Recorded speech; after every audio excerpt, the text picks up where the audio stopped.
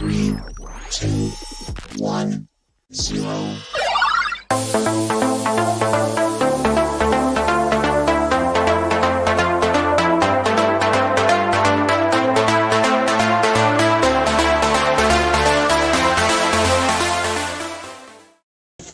Folks, it's Monday, it's 7 o'clock, which means it's time for Monday Night Nerd. Thank you all for tuning in live, and if you're tuning in later, thank you for tuning in at all.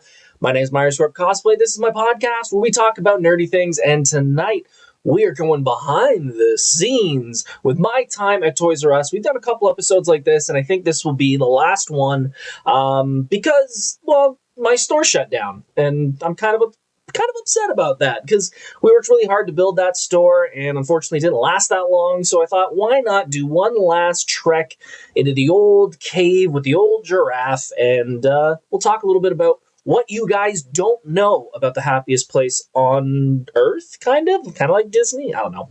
But thank you all for tuning in. It means so much to me. If you guys could hit that like button, subscribe button, share it with your friends and family, and a whole lot more. That would mean a whole lot to me. Folks, if you are watching me on the TikTok, you can hop over to YouTube, Corp Cosplay. We are going to be talking about Toys R Us and a whole lot more, and I'm going to be answering questions you have on YouTube. So if you want to watch over there and ask me a couple questions, Corp Cosplay on YouTube. Check me out over there.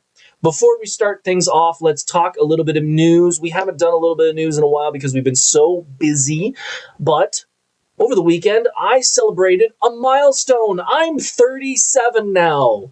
I'm 37. My birthday was on Friday. It's kind of crazy. I'm 37 and I don't feel 37. I barely feel 27, to be honest. It's such a weird thing. I swear my generation is growing slower than previous generations because, yeah, except for a few days when I wake up and my neck and back are a little sore, I'm feeling pretty good. I've still got that drive to keep going, so it's been a great weekend. It was a great birthday. Didn't do a heck of a lot. Hung out with the wife. We watched the Leaf game. We went to dinner, and yeah, that was pretty much it. But yeah, 37. I'm the old fart, but don't really feel like it. I feel like all you young kids still. Pay-per-views. Let's talk about wrestling quickly. Over the weekend, we had WWE's Backlash. Yeah, I could go into a lot into this pay-per-view, but I don't know if I want to take up too much time because it wasn't a lot to freak out about. The Backlash pay-per-view, I think a lot of people were looking into what they were going to do with the John Cena heel turn and if they were going to involve The Rock some more. And honestly, it was very much a B pay-per-view. We had some pretty good matches throughout the night. We had Penta involved against Dominic Mysterio for the Intercontinental title. Penta did great. Dominic Mysterio squeaked out a win thanks to the help from the Judgment Day and El Grande Americano. The main event was, for probably the last time, John Cena versus Randy Orton, and that was the match of the night. I think everyone knew it was going to be a great match, and it really was. Randy Orton coming out on a babyface feel. It was his hometown of St. Louis, but it was really cool to see him getting cheered, and John getting booed, but not really. That's a weird road they're trying to hoe right now with John Cena being heel, because he is doing his retirement year, and everybody knows he's the GOAT. Everyone loves him still, so it's kind of hard, even when he says what he says and that he's going to kill wrestling, that everyone still understands that it's all a work, and we all know that John's a really great guy because he's been being a great guy for the past 2 decades, pretty much. So I don't. It's hard for anybody to hate John right now, but I understand that because they were in St. Louis, Randy got a giant ovation. John got a pretty good ovation too, but John Cena snuck into the end and was able to win thanks to not really interference by R-Truth, but R-Truth did make his presence felt, trying to save his childhood hero, John Cena, and John was able to take advantage of that. Later on at the press conference, John Cena had R-Truth come in, and he did his attitude adjustment through the table. You know, it was a weird night, to be completely honest. I was really anticipating the pay-per-view, and it just felt off, and I don't know why, but it just, something was off about it. So overall, a good B, good C pay-per-view, but nothing to really write home about. I think we're really going to start seeing a lot of things come into fruition, and we're going to see a lot of more foundation built going into the next few pay-per-views going into SummerSlam, because we all know that the end of the year, it is going to be John Cena's farewell, so I think they're really going to start placing the stones now to figure out how we're going to end his illustrious career, which I'm interested in because I'm a big John Cena fan, so I'm interested in that. But this pay-per-view, you could definitely have skipped it. I don't think you would have missed much. Pretty Nerdy Crystal in chat says, welcome to the almost 40 club, one of us. Almost. I got 3 more years, and I'm okay with that. I'm okay waiting 3 more years. Like I said, I don't feel 37. I really don't. And it's not me being like, you know, I mean, I don't know. Like, I feel like I should have felt older at this age, but I really don't. I really, really don't. But hey, I'm enjoying it so far. If this is what 37 is, I'm okay with it. Another somewhat sad note in the world of wrestling, we did lose an incredible wrestler. If you're a fan of ECW, if you're a fan of that extreme style, you know who I'm talking about. We lost Sabu over the weekend, and that was pretty heartbreaking. If you're a fan of early ECW in general, this guy put his body on the line in ways that almost no other wrestler has. From tearing his bicep open in a barbed wire match in the original ECW run to all of his tag team matches with my favorite, Rob Van Dam, and a whole lot more. He has put his body through so much. Unfortunately, I've never was able to meet Sabu. He was never came to any conventions around the area, but from all accounts that I've read, he was a great person and loved his fans. There's been a lot of outpouring of support for getting him into the Hall of Fame next year, which I really hope so. There was an article that came out that Sami Zayn had said he'd been pushing on it for the past year or two, so hopefully we'll get Sabu in the Hall of Fame next year because he is very, very much deserving of it. Over the past couple weeks, I've been going really hard on cosplay.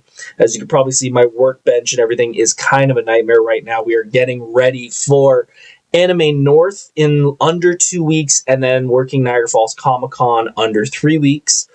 Anime North, I will be working technically, but I will also be cosplaying. This is one of the few cons that I will be working for a few different little events, but I will not be working in the same capacity as I do for Niagara Falls or Hamilton. So I will be cosplaying on Saturday and on Sunday. Saturday, I will be debuting a updated version, hopefully, of Gambit, because I want to compete in the cosplay competition Saturday evening. And Sunday, I will be rocking Dan from Street Fighter. I have made and finally finished just before the show an update to the Dan character, my Dan cosplay. He will now be rocking a fireball, which I'm so happy is finally set in stone, ready to go. So if you see me Sunday, I will be rocking Dan. Saturday, I will be rocking Gambit. I have a photo shoot at noon, and then I have a couple little events I have to work in the main staging area because I work with my wife and a couple other people on the AV team. So I'll be working a couple events, one event before and one event after the masquerade, but I will be a part of the masquerade as long as I make it there on time on Friday to sign up. But yeah, and Friday I will be there. I just won't be in cosplay because we will be getting there later in the evening, and there's no point in me getting dressed up for like an hour or two. So I'm excited to see everybody there. It is always a great time. If you are a cosplayer in the Southern Ontario area, you should be putting Anime North on your list of cons to go to. It is a hotspot for cosplay. You do not have to be an anime fan to enjoy Anime North. I am not an anime fan. I do not watch almost any anime. I'm a Pokemon fan. When I was growing up, when I would come home for lunch break, Sailor Moon would be on, and I would watch that just because there was nothing else on. But other than that, I do not watch any other anime, and I still have a blast there. It's really fun discovering, different things about anime and a whole bunch of things that I don't have a fandom for, but trying to understand why people like these fandoms a little more than I do. That is something that is going to come into play on this show in the next few weeks. We are definitely going to be enjoying. We're going to be starting a new series of episodes every couple months about what we're going to have different guests on, and we're going to be talking about fandoms that I am not a fan of. So we're going to do the first episode. We're going to have someone come on, and they're going to talk to me about something that they are passionate about. They have a fandom, they have a love for, that I'm not a fan of. There are a lot of major fandoms out there that I just don't like. I'm not a Harry Potter fan. I'm not a Lord of the Rings fan. I'm not a Game of Thrones fan. I'm not a Fallout fan, knock on wood. I'm not there's a lot. I'm not an anime fan. So we're going to have a couple guests come on once every few months just to have an episode of. I want them to try to explain to me different aspects of the fandom that maybe convince me to tune in and check out what those things are. I want to learn more about things that I'm not a fan of and why people enjoy it as much as they do. So that's going to be coming up over the next little while. But yeah, Anime North in 2 weeks, Niagara Falls Comic Con in 3 weeks. We're going to have a whole bunch of fun over the next couple weeks. Next Monday, I will not be doing a show. Traditionally, I don't do shows on holiday Mondays. This is a holiday Monday coming up for Victoria Day weekend in Canada. I am going to be way too busy doing cosplay, and yeah. So we're going to miss next week, but then the week after, review for Anime North, and then review for Niagara Falls Comic Con. Lastly, I want to talk about this video game that I've been checking out for the past couple nights. As I said a few weeks ago, I finished RoboCop. I loved RoboCop Rogue City. It was a lot of fun. I actually went back when I had about an hour to just kind of kill during my birthday before we went to dinner, and I started a new game plus. Loving the new game plus, but I also picked up a game that I was not sure I was going to enjoy, but I'm actually really, really digging it. And it is a game that I actually saw at GameStop, EB Games, whatever you want to call it now, because they're changing the name every other week, it seems like, that I thought my wife would be interested in. So I downloaded it for her, but she's just been too busy doing her own stuff, so I thought I'd give it a shot. It's a game called Coffee Talk, and it is set in a world where different creatures and, beings all live in this world in different... I can't really tell if they're competing with each other or whatever, but it's a world that has goblins and witches and vampires and a whole bunch of other stuff, and they all congregate at this coffee shop which you run. And so far, it's a lot of listening to and reading stories about others' lives while making coffee. And as you guys have known, if you've ever tuned into the show before, I have always praised Power Washer Simulator. That is one of my favorite games of all time because of how relaxing that game is. And I cannot wait until Power Washer Simulator 2 comes out. But this is under that same umbrella of it's a very relaxing game where you don't really have to pay attention to all these bullets and stuff flying at you. You literally just read the story of other people's lives while making simple coffee. And the ingredients for coffee are very, very simple. There's probably 10 different ingredients, three things you can put in each beverage. So there's a lot of combinations you discover. But I'm honestly just enjoying it. There's no dialogue; it's all reading, so it's one of those kind of games. But just the lo-fi music in the background and just not having to worry about jumping around and all these things coming at you. Just being able to chill, I'm actually really enjoying it. So if you want one of those games, I highly recommend giving Coffee Talk a shot. I believe it's free on the PlayStation Plus Extra, not the third tier, the second tier. And yeah, I'm just really digging it. I'm about 20. It seems like I'm about 25% into it, And yeah, it's fun just hearing people's ideas, other people's stories, and yeah, I just want to throw it out there because I think you guys might enjoy it. That's kind of it for the news. Not much else has been going on. Like I said, it's been my birthday weekend, so we've been kind of going nuts with that. Don't want to talk about hockey because if you're a Leaf fan, you're probably frustrated, and I completely understand why. I'm a PWHL Scepters fan, and I'm frustrated as well, so we're in the same boat. If you're still tuning in, if you can hit that like, share, and subscribe, that means a whole lot to me. We can keep this podcast going a little while longer.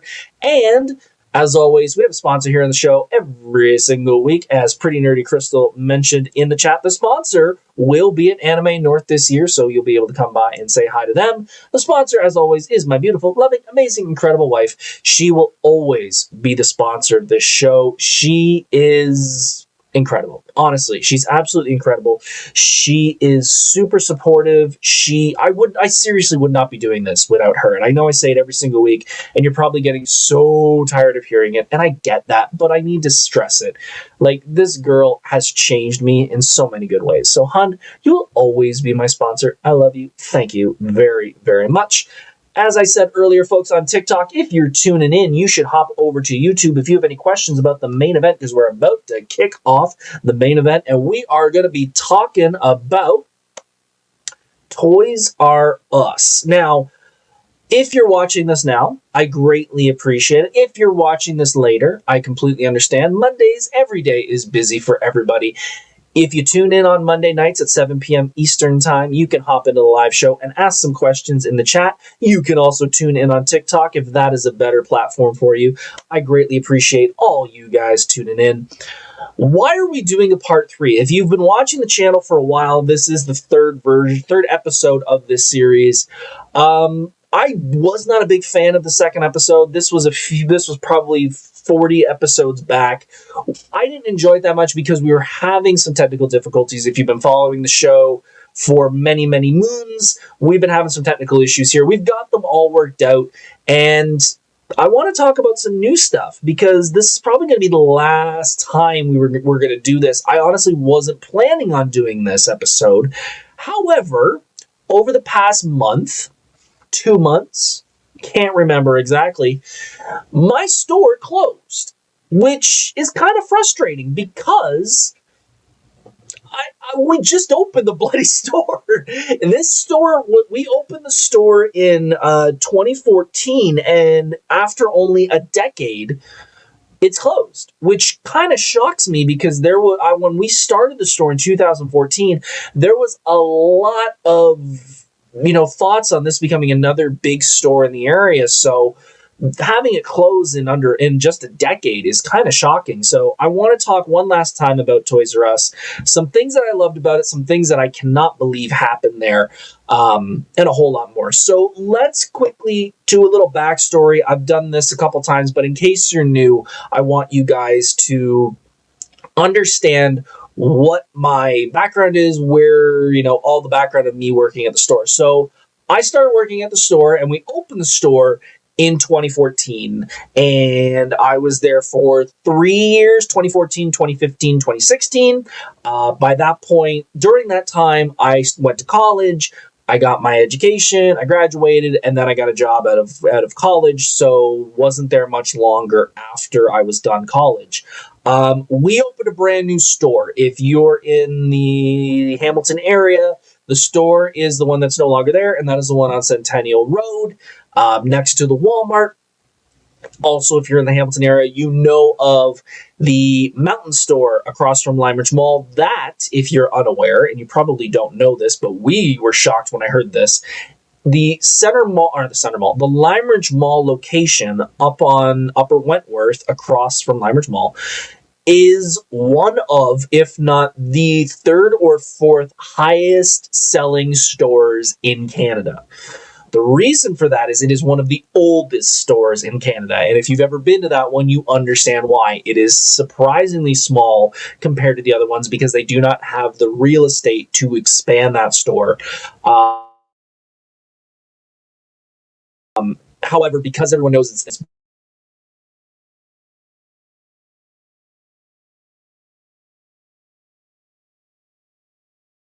mall and a couple other ones. So I was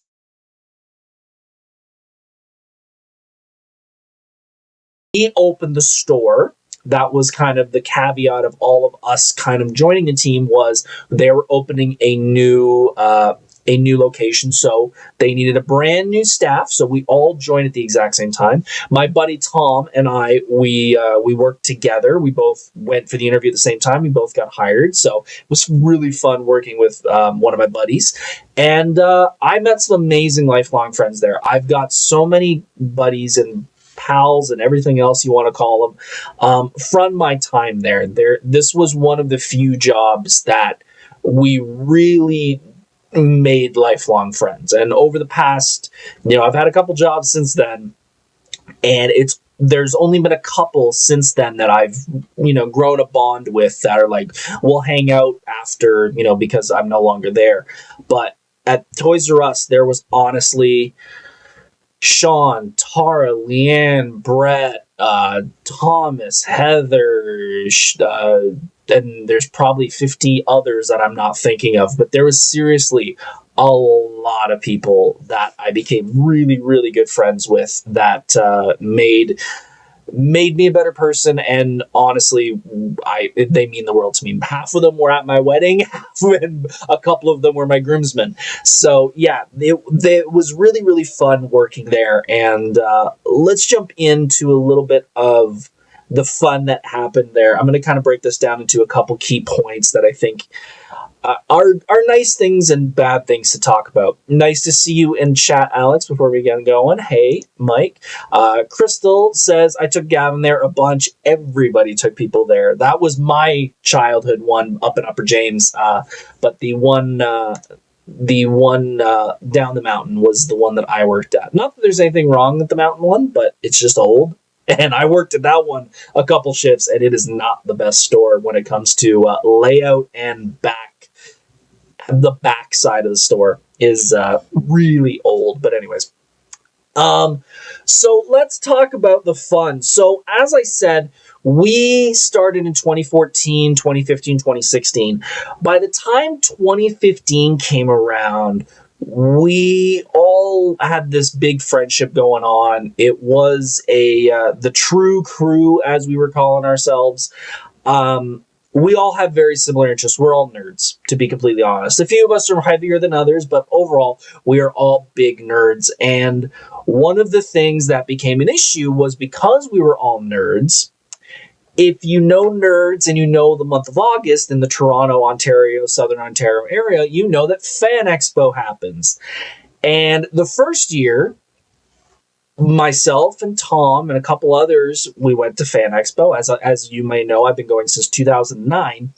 But when 2015 happened, a bunch of us wanted to go. And the problem with that was, there was 1, 2, 3, 4 people in supervisor management positions that wanted to go, and then probably 10 to 15 of us who were just employees that wanted to go. And we ended up like all booking that weekend off, which I know, based off other managers and higher ups in the store, they were not happy that we all booked that weekend off. And when we got back, everything seemed cool. Everything seemed fine. However, it wasn't until maybe about a month later that one of our managers, who none of us really got along with, came up to us and told us that next year we can't have this happen again. And that, as Alex said, you should have just closed the store. Honestly, we joked that that's what should have happened. And the funny part was, and I'm cutting the story, I'm going to pause the story here. You say that, but the funny part was, that was when episode 7 of Star Wars, episode 7 came out. And they had like a Toys R Us booth at Fan Expo. So, but if you know the people who work at Fan Expo, and when they had the Toys R Us booth there, it was all Toronto staff there. So we were thinking, like, why don't we talk to head office and just have us run the booth and just we'll kind of trade shifts. Like, we're all going to be there, so why don't you pay us and we'll just work the booth? And they were like, no, it has to be the Toronto people. And we're like, whatever. So anyways, so 2014, a couple of us went. 2015, about 15 of us went. 2016 gets, I think, it wasn't Fan Expo time yet, but it was getting close to that because I had already booked I already had my ticket, I already had my hotel. Everyone else was kind of, doing what they normally do of taking a little bit of time.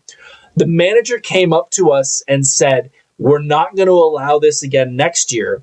What we're going to do is whoever wants that weekend off, we're going to put your name in a lottery and we're going to draw 6 names. And those are the people that are going to get the day off or the weekend off. And I looked at her and I went, if you do that, I'm quitting.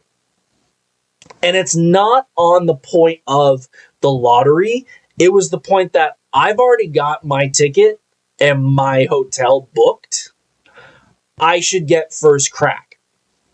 Because if 15 people want to go to a concert, but only 5 people have tickets, you can't say, well, the other people want that time off too. They should be able to get the same. No.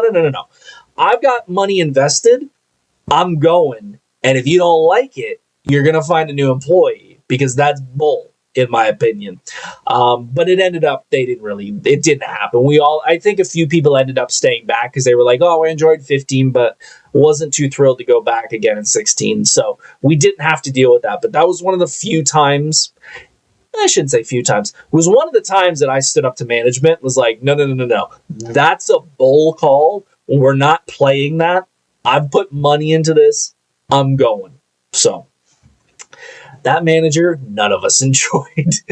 One of the fun parts, though, which I really felt bad when this changed, and I don't know, I know why they did it, but it's stupid in my opinion.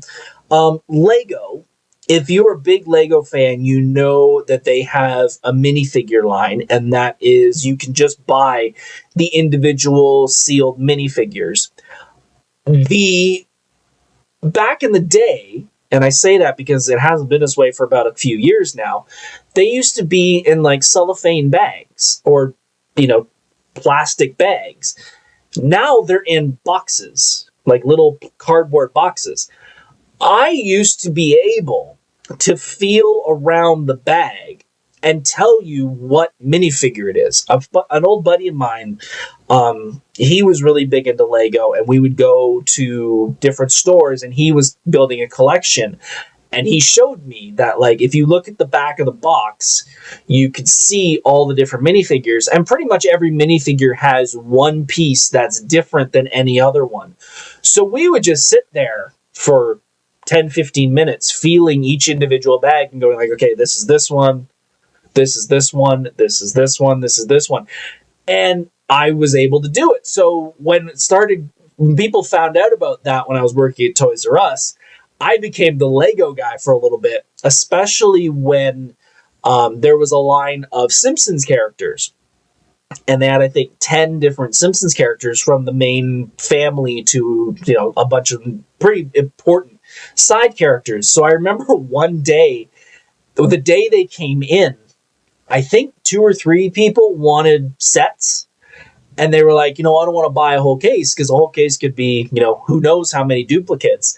So they're like, Mike, can you stand behind one of the desks that isn't being, or one of the caches that isn't being used, and just feel and just make 3 sets with the staff? So I was literally spending an hour of my day just going like, Bart, Marge, Apu, Homer, Maggie. Like, I was sitting there, and I think I missed one. Out of 3 sets and 10 each, I think I missed one. Because there was a couple that were like, Bart's hair and Lisa's hair felt very similar. They were kind of the same style with spikes, so I messed those ones up. But yeah, that was probably one of the most fun shifts I ever worked, because everyone was like, yeah, just go, I want it. So I'm just go stand in the corner and figure that out so we can save each other money. So there were some nice perks of doing, working at Toys R Us. And I think that's something I want to stress, is that if you saw the previous episodes, you may think like, oh, Toys R Us was a crap place to work. Toys R Us is a great place to work. If you're a nerd, if you're a fan of, those type of properties, internet, you're a toy fan, Toys R Us is a great place to work. There are some things that are negatives about it because it is a retail store. It is a place that wants to make money.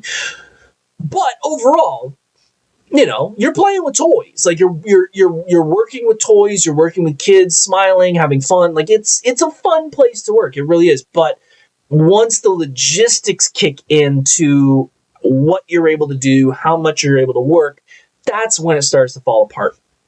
One of the other benefits of working there is the giveaway and play days. So as you may notice, if you're a fan of, or if you have kids or you go to Toys R Us regularly, you know that they have giveaway days, and those giveaway days, spend $50 on something, you'll get something for free. So Lego is big for this. You'll spend $50, get some small tiny set, get a couple extra minifigures. If you buy 2 Barbies, get a third get this weird clothing option as an accessory, stuff like that. And that was really cool because you saw a lot more people come in, which made you get to work a lot more, which was really nice.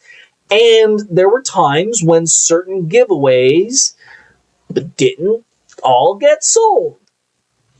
And I'm not saying we held them back, because I don't know that happened. I can't say that certain amazing members of the staff held on to a couple pieces of product.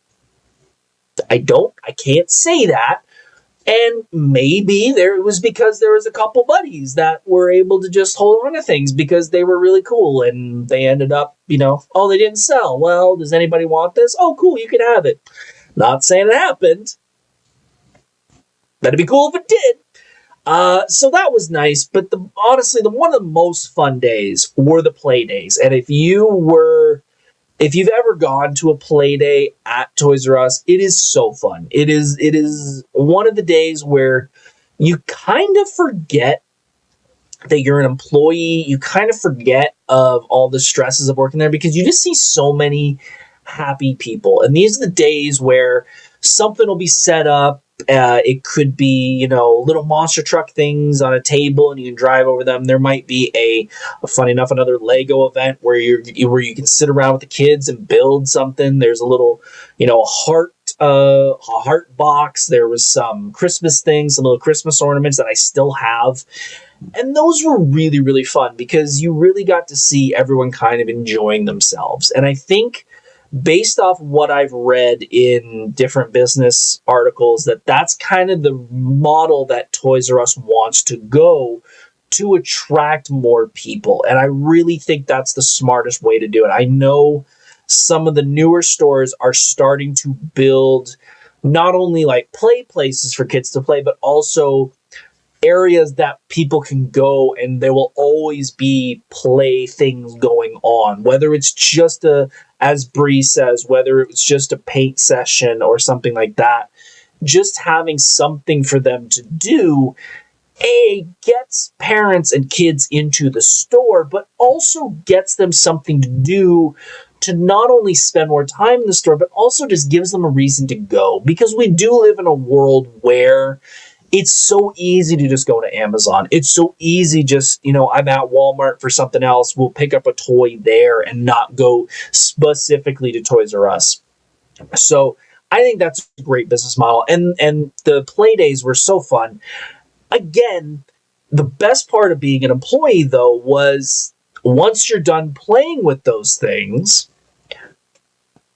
they got to go somewhere. And, you didn't want to throw out practically new toys, because that was just a waste. And we live in a world where we can't be throwing away perfectly good toys, but we also can't give them away to the kids, because we'll have a riot breakout of, you give a kid a giant toy but you don't give it to someone else. You can't have that. So they ended up in the staff room and given away to staff. So I have a blue foam lightsaber in the other room. I have a giant Nerf gun in the other room, which I swear at some point I'm going to paint black and use it as a Punisher or something like that.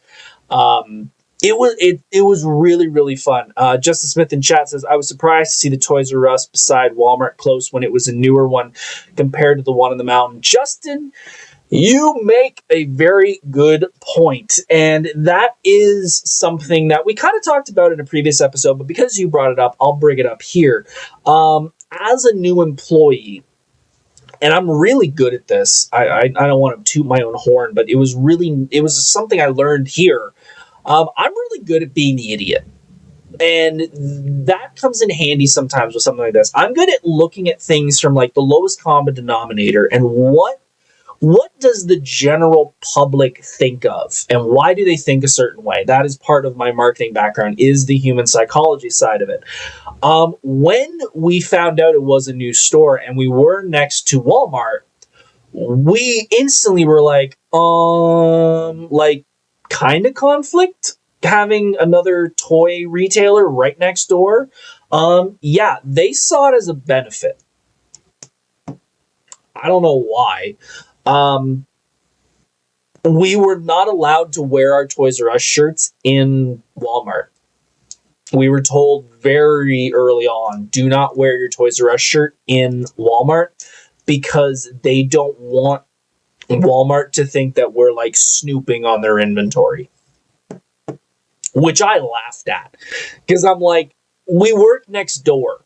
Most of us are going to shop at Walmart for something, whether it's to get lunch, whether it's just to go for a walk. They're going to notice that we're the same people going in all the time. Like, they're not going to be like, these 50 people like walking down here for no reason. Like, it's so dumb to think of it that way, but that's the way they told us. Another thing about that area, if you do know the area, it is very close to the highway. It is not close to any major bus route. If you, again, know Centennial Road, there is a bus that goes down that road.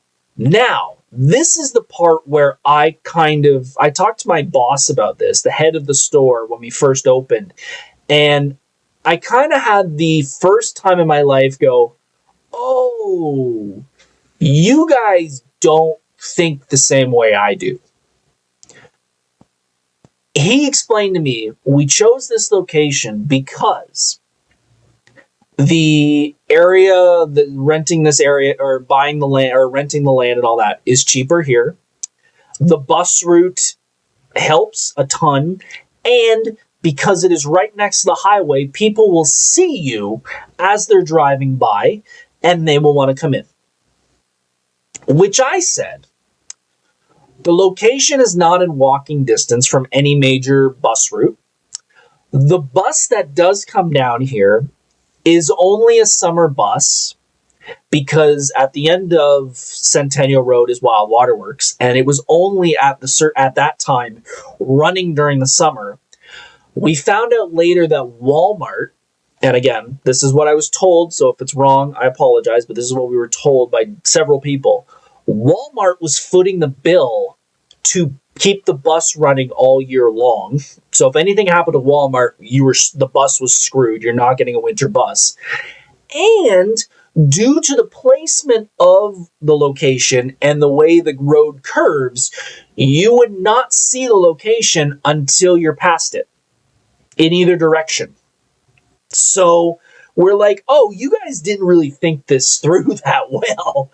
So yeah, the location was definitely a problem. And if you saw the store recently, you know that in front of the store was a giant parking lot, which was never, ever full.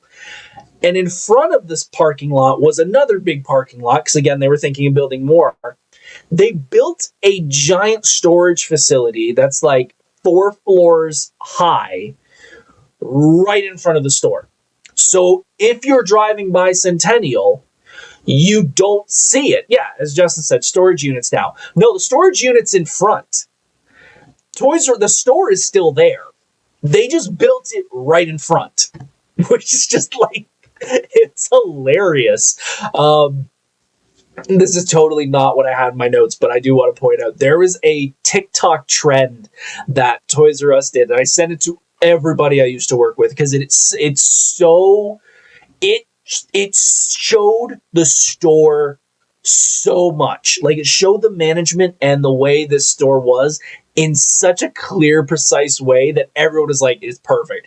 They had every store had Jeffrey, had the giraffe, and they had a video. They got everybody in the Ontario region to do a shot of Jeffrey in front of the store with the logo behind it. And it's a quick cut of like, they wrote in the names like Hamilton Mountain, Burlington, Oakville, blah, blah, blah, blah, blah. And everyone was Jeffrey in front of the logo, except that location. And that location was Jeffrey spun with the empty parking lot behind him. And I was like, if that does not scream that store, I don't know what does. It was just perfect. Location definitely played a giant factor on why that store only lasted a decade when they should have been a lot longer. But one of the other reasons was they did not. I don't know if this was across the board because I only worked at this location. I know others have worked. That was one of the big things at Toys R Us. If you wanted to move up into management and supervisor and etc., they wanted you to be able to move to different stores. So not just Stony Creek. They want you to work in Oakville. They want you to work in St. Catharines and blah, blah, blah. And I was like, no, I'm not driving another half hour to a different location unless you give me a really good pay raise. I don't know if this was the same at every other store, but the one thing that always shocked me at that store was they did not understand inventory on a lot of stuff. And you may know, I notice it now when going to Hamilton Mountain and a couple other stores. There are so much stock on certain things that I know won't sell. I'm not a kid anymore. I'm not even close to the age of some kid going in there going, Toys R Us! But even I can look at these toys and go, that ain't gonna sell. There's no way kids are gonna want that. But they got loads of it. The best one for me was we were cleaning out the electronics section probably near the end of my time there. And we had boxes of Planes DVDs. Do you remember the movie Planes? Do you remember that movie? Because I barely do. Cars had a spin-off called Planes that no one saw. And Toys R Us bought a ton of DVDs for it. And they sat in the back collecting so much stock and so much dust. I couldn't believe, like, it was literally, we had thrown them in there and forgot. And we were just like, man, we should clean out that back room. And it was literally like, planes. Like, it was box after box. I cannot believe there was that much. And that was a growing thing with that store, especially that store. I don't know about the other stores, but that one specifically, like, they would get, some, like, the Minions fart gun. We had them from the day I opened till the day I left. And I'm like, guys, get rid of it. Like, put it as, sell it for $5. But they only wanted, they still wanted full price for it after, 3 years of the store being open. Like, give me a break. This part hurts, and I know someone I know posted on my story, or on my post yesterday about this episode, about something that they found very frustrating. And this is probably the thing that I found the most frustrating about working there. And man, this really does bug me. I'm not doing this as like a, oh my god, this seriously, it bugged me so much. At Toys R Us, there was a thing called penny merch. And that was basically inventory that didn't sell. The stuff that they finally realized didn't sell, they would call penny merch. And they would, one day we never got a list of like, oh, here's the new penny merch. You know what? I take that back. We did. Should have worn that shirt next week. Yeah, well, I can wear it again, Alex. Once in a blue moon, we get a report of new penny merch. And this was not just Dollarama style toys, not like little action figures. There were things that were big that got put into penny merch. The problem with penny merch is that as soon as it goes to penny merch, which means when you scan it, it comes up as 1 penny, it has to be destroyed. It does not get sold. It does not get gifted. It gets destroyed. Now, when I say that this stuff was important to certain individuals and certain collectors, it is an understatement. We had to throw out Zelda strategy guides. We had to throw out Infinity toys, Disney Infinity toys. We had to throw out video games. We had to throw out so much shit. I did it once because the look I gave them when I found out that was the policy, they literally handed me Zelda strategy guides. And I don't mean one, I don't mean damaged, I mean a stack. And they would go, you have to throw this in the dumpster. You also have to cut them up so people don't dumpster dive. And I looked at them, this is why I titled the post that. I went, you want me to do what? You want me to tear these up? These are worth money. Like, it wasn't like, oh, these were $30 and then, oh, we're going to start, oh, okay, well, we'll bring it down to 20. We'll put it on sale for 10. We'll put it on for 5. They just didn't sell. No. Full price, 1 day, 1 penny. And they just went, throw it out. And I went, no. Find another employee. I'm not doing it. Because I know how important it was, not only for, the environment and all that stuff, but like, there was stuff in there that would make a lot of people really fucking happy. Like, the amount of Lego that ends up in those dumpsters is heartbreaking. Heartbreaking amount. And these are just sets, and I can tell you, because I saw them, they were people who would buy the set, they would grab the minifigures, baggy up or tape the bag shut, and return it. And because our staff isn't trained, they wouldn't check it. They would just take the return, and that entire box of Lego would be thrown in the dumpster. Box after box after box. And I just said I wouldn't do it.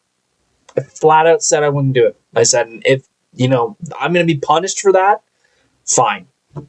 It was so infuriating because they just didn't care.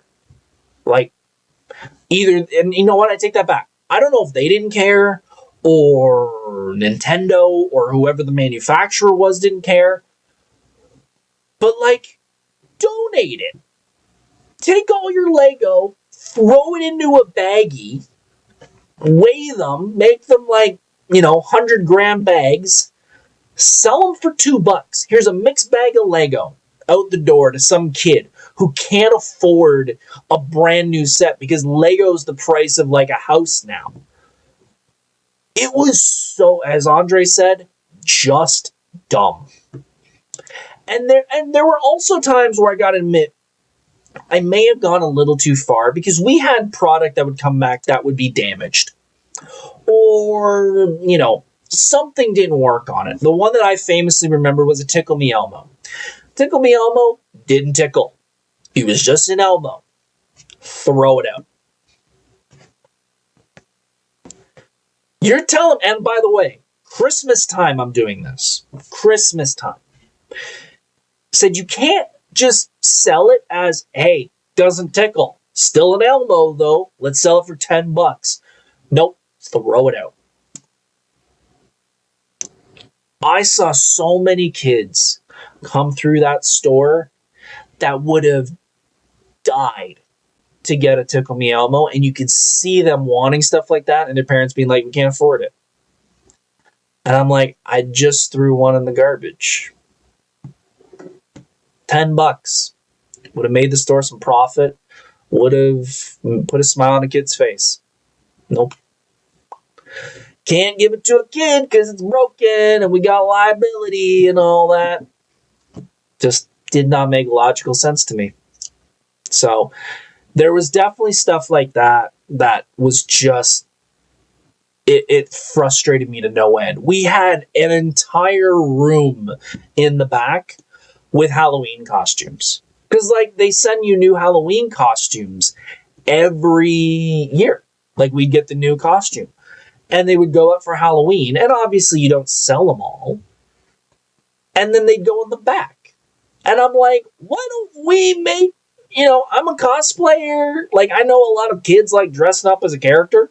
Why don't we make, a 12-foot section of the store and just put all the costumes out for, $10 or $15? Because, you're telling me there's not a boy or a kid who wants to be Star-Lord in the middle of July? You got a whole bunch of princess dresses there for the girls. Why don't we set up that area for the boys? No, they're going to sit in the back and collect dust. But if we put them out next year, they'll sell. Really? Because the movie isn't out anymore. The movie was out then. That's why they wanted to sit. No, okay. There was a lot of times where I was just going, okay. Because making logic of an illogical situation happens so many times. So many times. Justin Smith said, did they check stuff to make sure you destroyed it when you tossed it in the dumpster? Later on they did. At the beginning they didn't. They were kind of just go do it without really checking. I didn't take anything. I may have seen others take it. I don't know. Didn't ask. Didn't tell. Don't know. But yeah, later on they had a supervisor with us who were like, they had a can of spray paint next to the dumpster and they're like, spray paint a toy so it's destroyed even more, or make sure to break it or something like that. And yeah, it was such a joke with stuff like that. Bree said that's why I love going to Spirit. Yeah, just get costumes. Again, I get it. I'm a cosplayer. I get that mindset, but it was a joke half the time when stuff like that would happen. And speaking around, as I mentioned earlier with Christmas, that was the big time of the year, obviously, and they would always bring in a whole bunch of people for Christmas time, which was great because we definitely needed the help. I take that back. It was, our store was kind of slow, so we really didn't need it, but we did have some temporary people join our store. But come January, ghost town. And that was the worst, was that it was you were really rolling a roulette wheel when it came to January of every 2 weeks, let's see how many hours I get. Because maybe I'll get 20, maybe I'll get 4. It really didn't matter because they didn't want to give everybody great hours. They wanted to give, 1 week you get good hours, then you get bad hours. So yeah, come January, your hours dried up quick. And that was one of the main reasons why I left. Yeah, the education and all that, and I got a big boy job and all that. But working at the store overall was not bad. But it's so hard if you're not management to make a living there. Like it's almost impossible because there is going to come a time, January, where it is going to just dry up with hours, and that sucks. Noah, good to see you. Thank you for joining. Let's sidetrack quickly and talk about the thing I enjoyed the most. I love talking to people, as you can tell by this, and if you've ever met me at a convention. But working and trying to sell stuff is not really my forte. Like, they really wanted to push product and stuff, and that wasn't for me. What I really did enjoy doing, and was pretty much my job near the end, was I was the bike builder. That was really fun. I was working in the back a lot of the time, and if you bought a bike from there, I was probably one of the 2 people that would build the bikes. And I loved building bikes. It was so fun. You just kind of sat in the back, and they would have the boxes kind of lined up, and you would just like have a music playing and just start building. It was one of the most chill jobs I've ever had. It was really cool. And however, kind of going back to why didn't they think of this earlier? If there was, someone returned a bike or something, we would keep it. And this is kind of the opposite of the story I just told, of them throwing out everything. They kept broken bikes. We had probably 8, 16, 24, probably 40 feet of storeroom with just a graveyard of busted bikes, because they thought we would use them for parts. We never did. We never did. Because the box would come with everything. And on like the rare occasion where the box would be missing a pedal, we would grab it off a bike. But other than that, like, we just had this row of dead bikes that we were like, why don't we just Frankenstein some of these together? And like, hey, dude, you get a Monster High / Barbie bike. Like, nope. Okay. Like, so many, and I'm not saying I'm the king of ideas, but there was stuff like that just made me like, okay. But that was probably the most fun, was just sitting in the back building bikes for everybody and seeing like the kids' faces when you bring out their new bike. Like, it was so fun. What would you do with the Power Wheel stuff that didn't sell? Trying to think.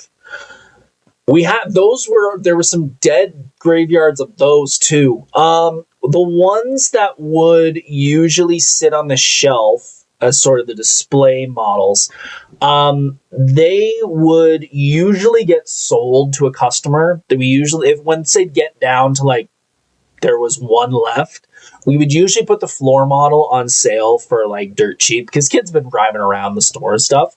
So we didn't really have many of those. I'm trying to think. There was 1 or 2, like, I think there was an Escalade that was like always there. That was like I think it was a pink Escalade that just sat there. Like, I think they dropped it a bunch of times and just no one wanted it for some reason. I can't remember if the battery was dead or something, and you have to buy another battery. But yeah, we didn't really have a ton of those in the back. It was mostly bikes. And with the bikes, it was probably the easiest way to do the thing that the store wanted us to do the most, and that was the warranty, or the buyer protection plan, as they call it. Now, this is one of the few warranties that I actually agree with, and I think is actually one of the best ones. And I believe this because it was a great warranty, and I don't think they do it anymore because they realized how good of a warranty it was for the customer. Basically, if you had anything happen to the product that was not your fault, you could get a refund. And it was a great protection plan, and it worked really well with me if I was ever on the floor selling bikes, because I would use the same line with every parent. And that was, the parent would be looking at the bike, and I would say, okay, well, with that, you can buy a buyer protection plan. It's an extra blah, blah, blah, blah, blah dollars. It will guarantee your bike unless you basically run over it with a car. You will get a brand new bike if something happens to it. And they would say, oh, no, I don't want it. And I said, okay, let me say one thing before you make that choice. Do you trust your child to take care of this bike? And they usually say, yes, of course. Like, of course, it's my kid. Why would he not take care of things I bought for him? I said, okay. Do you trust his friends? And they would go, you make a point. You make a point. And that would usually sell them on the plan because I would go, little Jimmy gives his bike to little Tony, and Tony decides to try and do a backflip with it, and the bike breaks. Bring it in, we'll give you a new one. It worked really well. However, they track the numbers. But they only track the numbers based off the cashiers. So I would be in the back area with the bikes and the power wheels and all that, and I would sell the protection plan. But when they walk up to the cash, the cashier gets credit for it. So it wasn't long till I realized, it's a fixed system that I will never ever win. So yeah, I pushed it to certain parents after a while, and then I just gave up. Because I realized I'm not getting credit for it. Other people are getting credit for the work I'm doing. So if they're so great employees, they can do it themselves. And I hated being on cash. So you never saw me on cash. Yeah, and that was... Yeah, just stuff like that frustrated me. As Benny says, the game was rigged from the start. 100%. 100%.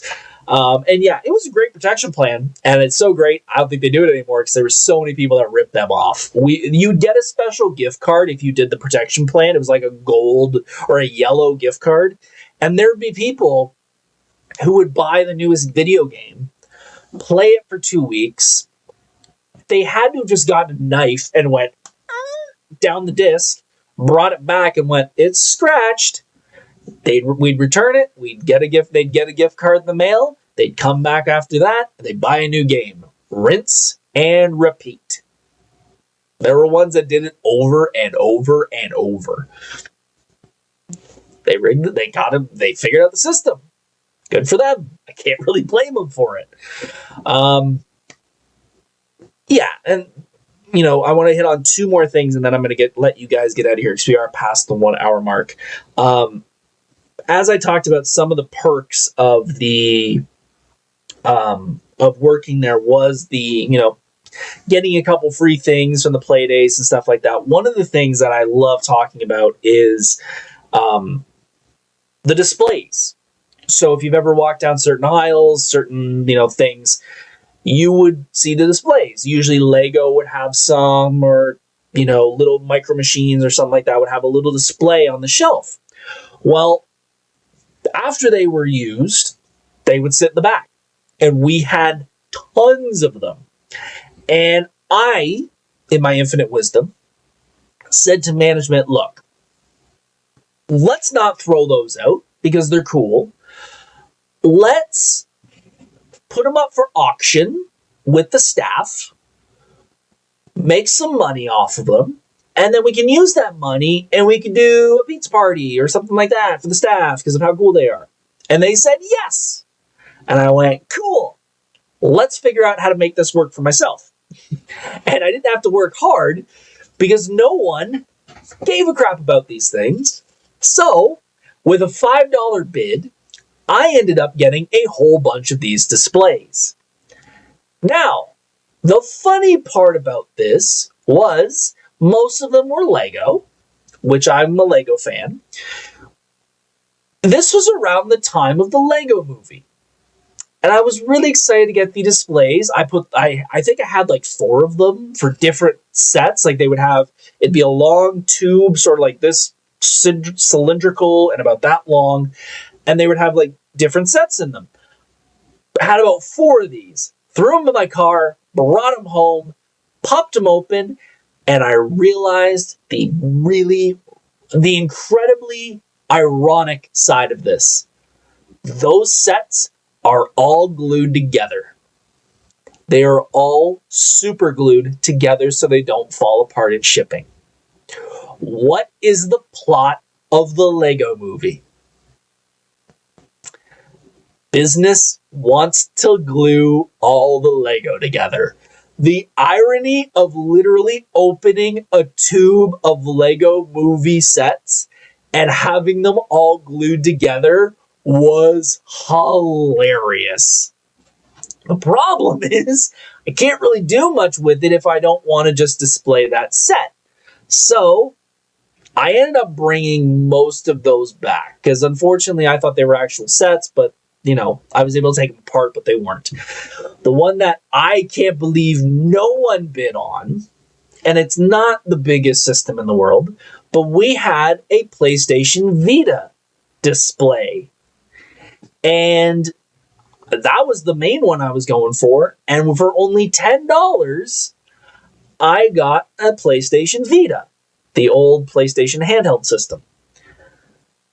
What people did not do the research and did not realize is that everyone was like, it's a display model, it's only got display games. There is a very easy button combination that unlocks the demo mode on the PlayStation Vita and allows you to have a brand new open system. So I kept it, and I still have it downstairs, and I love it because I got a brand new system. And again, it's a PlayStation Vita. It's not like I got a PS5, but still, I got a PlayStation system for only $10, which was amazing. One last story, and this is the one that I think should close it out.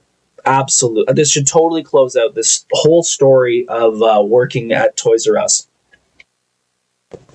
And I thank you guys very much one last time for watching live, or if you're tuning in later, hit that like button, hit that subscribe button, hit that share button. We had an employee, did not start with us, came in a little later, that we did not like. We did not like this person from day one. And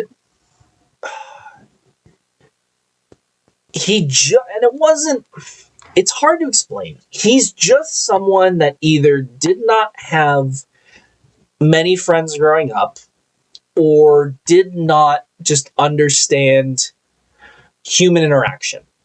And it's nothing to do with, any deficiencies or anything like that. It is simply the guy just didn't get it. But he was really good at sucking up to management and kissing their butts, which can get you far in the world.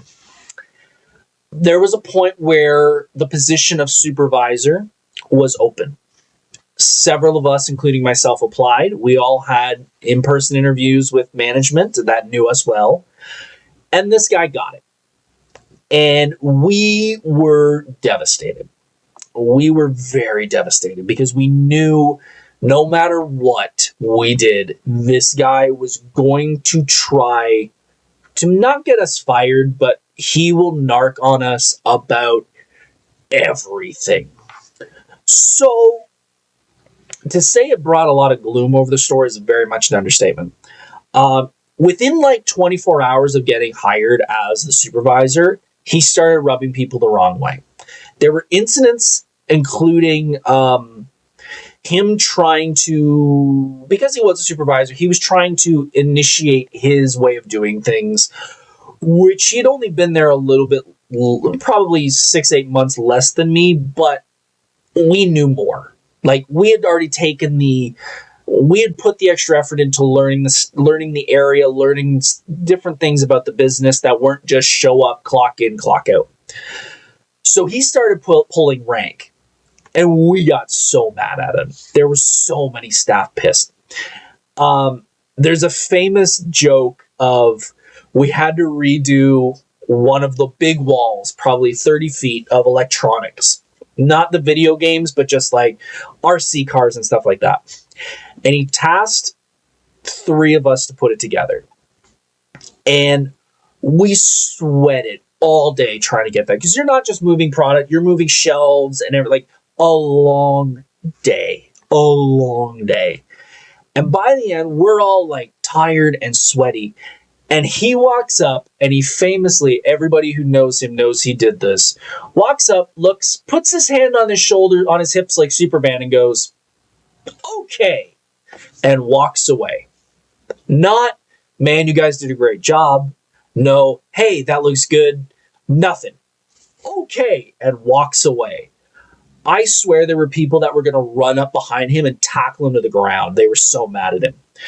So famously, and this was actually brought up at my wedding as one of my friend's speeches, we were in the lunchroom. I was in the lunchroom, and he came in, and I didn't like him, but I could still have a working relationship with you. I can still have a conversation. And he came in, and he goes, Mike, can I talk to you? And I said, sure, what's up? And he said, I don't think people like me. And I'm like, oh shit, here we go. And I said, why do you feel that way? He goes, I don't know. I don't think people respect my position. I don't think people, give me, think I'm doing a good job. And I'm paraphrasing, by the way. I don't remember this verbatim, but this is basically what he was saying. And I'm not a guy to sugarcoat.